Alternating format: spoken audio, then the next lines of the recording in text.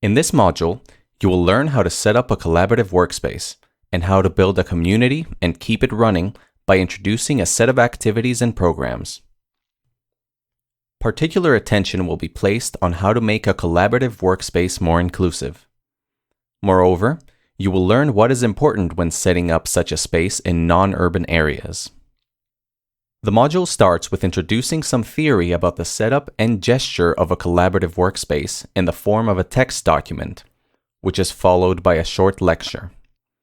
In the next step, the key takeaways from the module are summarized. After that, you can test your newly acquired knowledge by completing a short exercise. The module ends with a collection of key terms and their definitions, followed by resources for further reading. The main objectives of the module are: learn how to set up a collaborative workspace in a non-urban area, learn how to build a community and keep it running by introducing a set of activities and programs, take a look at some best practice examples, and learn how to create an inclusive collaborative workspace. There are several perspectives on how to implement a collaborative workspace, including location, space, and design.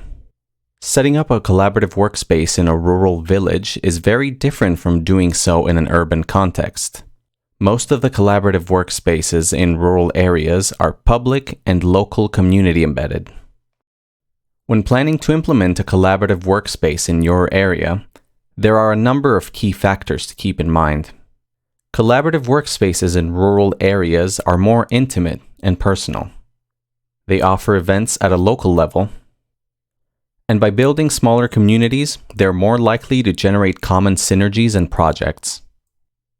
Therefore, in terms of location, you need to consider: are your customers coming from local communities or nearby towns? Is it easy to reach by public transportation, car, bike, or foot? What about parking space? Is it located centrally or on the fringe? Are there basic services like shops, bars, gyms, etc. nearby? Are the surroundings attractive regarding nature and historical sites? After you choose a location, the next step is to consider the building or structure for your collaborative workspace. Consider: 1. Physical conditions of the building. Is it attractive? 2. The layout and renovation needed. 3. Size of the building. Is it sufficient for your needs? 4. Keep in mind suggestions from local authorities, as they probably know the local environment better, and you can potentially collaborate with them. They might even offer you financial support or a publicly owned unused building. 5. Possible laws, rules, or guidelines you need to adhere to. 6. Possible repurpose of unused buildings. 7. A multi-purpose building, such as a school, community hall, cinema, authority building, or an independent building, which has pros and cons. For instance, a building owned by local authorities may have complex entrance regulations. A multi-purpose building could foster engaging in other activities. An independent building can be more flexible about reorganizing the space. 8. Type of building: independent building or inside another structure. 9. Accessibility of site. At a micro level, is it wheelchair accessible? At a macro level, is public transport available? Also, think about more unconventional buildings, such as a former industrial factory or small abandoned structures. After you have met all these criteria, you could make a matrix for all the options you have, compare them, and make an informed choice. Think about a suitable layout or floor plan. Choose your layout depending on whether you are going for a conventional co-working space, renting out desks and offices, or a type of makerspace or fab lab. You can use it for events, workshops, sports classes, and the like. Make sure you provide a big, removable table and several chairs, and have a projector available so it can function as a meeting room. Additionally, having at least one socializing area is crucial for community development and networking. This could, for example, be the kitchen area with a big communal table, a balcony with seating, or a living room style area with comfortable sofas. There are some basic amenities a collaborative workspace should not miss: a kitchen, or at least a coffee or tea station, and one or more toilets. Especially for collaborative workspaces in rural areas, you could think of adding a shower, in case some coworkers would want to bike to the office, or if you offer sports classes at the collaborative workspace. As having online meetings is becoming more and more common, and noise could be an issue in open space offices, installing one or more soundproof telephone booths is a great idea. Your space should be easily accessible to all, and everyone coming to your space should feel welcome, safe, and comfortable. Therefore, make access to your space, as well as all other areas, especially the toilets, wheelchair-friendly, and ideally provide desks which are adjustable in height. Providing free period products in your toilets is advisable too. As for the design, get creative, have comfy, playful corners, and ideally involve people who want to use the space in the design process so they feel welcome and bring their own personal touch. In general, a bright, airy, homey space with plants will contribute to everyone's well-being, while you should avoid going for a cold, dark, and sterile look. In terms of ownership structure, your collaborative workspace would be public or private.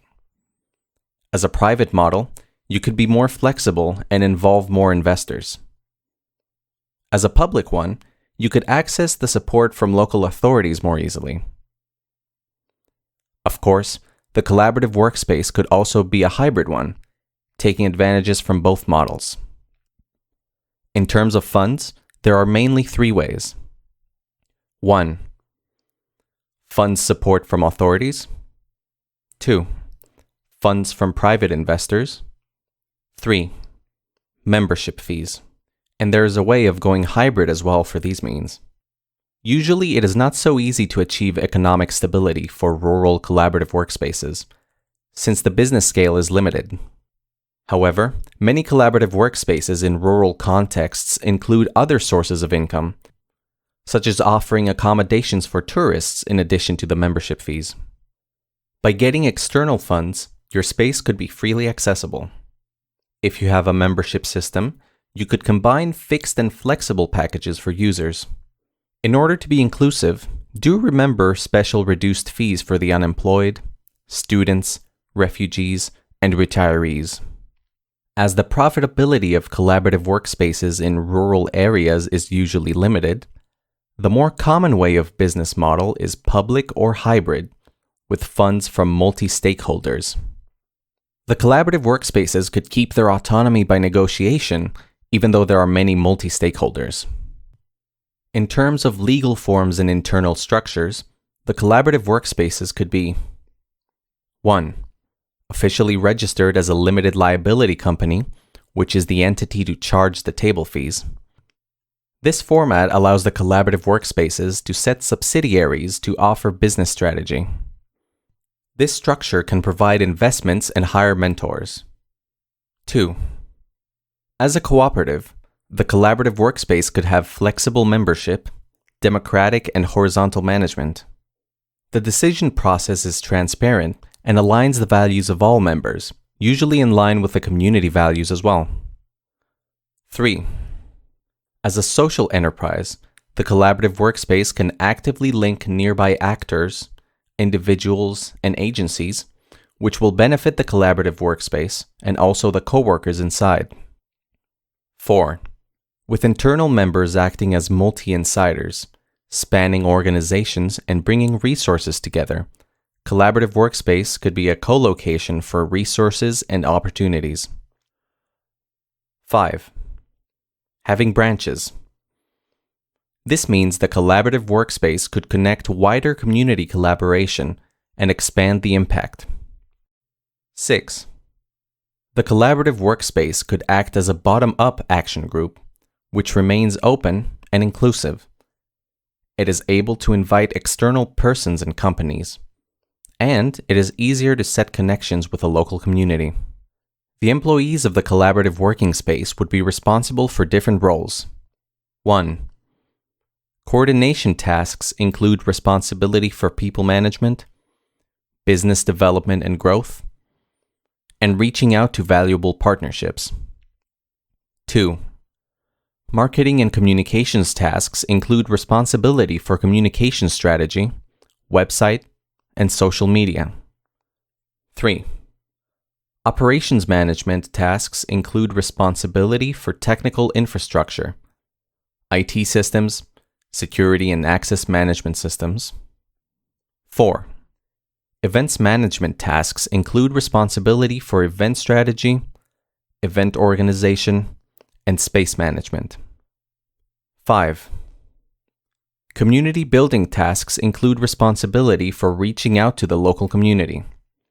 Usually, these are the most important roles a collaborative workspace in rural areas needs to hold. There could be a combination or more detailed categories of the tasks. Community is crucial for collaborative workspaces. Ideally, before opening a collaborative workspace, you should already have established a small network of people who you know would use the space. Especially when setting up a collaborative workspace in a rural area, make sure you involve the local community by informing them about your plans, respecting their needs, and invite the public to come visit. When we speak about activities that foster community in the collaborative workspace, we can distinguish between internal and external activities, and such that occur on their own versus such that are initiated or orchestrated. Naturally, there will be some internal interaction of the collaborative workspace members, for example, in the common areas of the space, like the kitchen over a cup of coffee.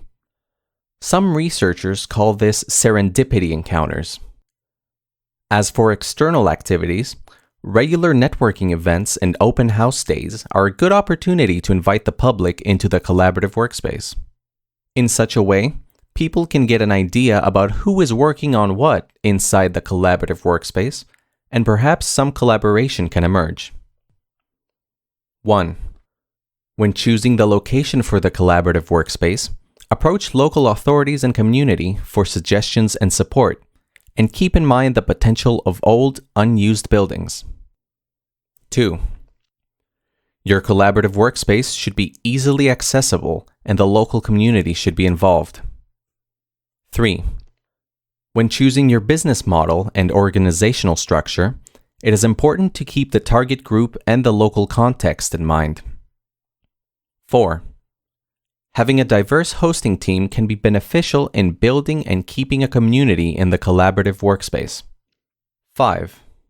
Collaborative workspaces in rural areas ideally have multiple functions. Address various needs when designing the layout of your space. Private, public, or hybrid collaborative workspaces. This refers to funds, investments, and ownership of the collaborative workspace. Inclusivity in collaborative workspaces. Responding to various needs of people using the collaborative workspace, providing equal access. Community building refers to fostering a sense of community through activities in the collaborative workspace.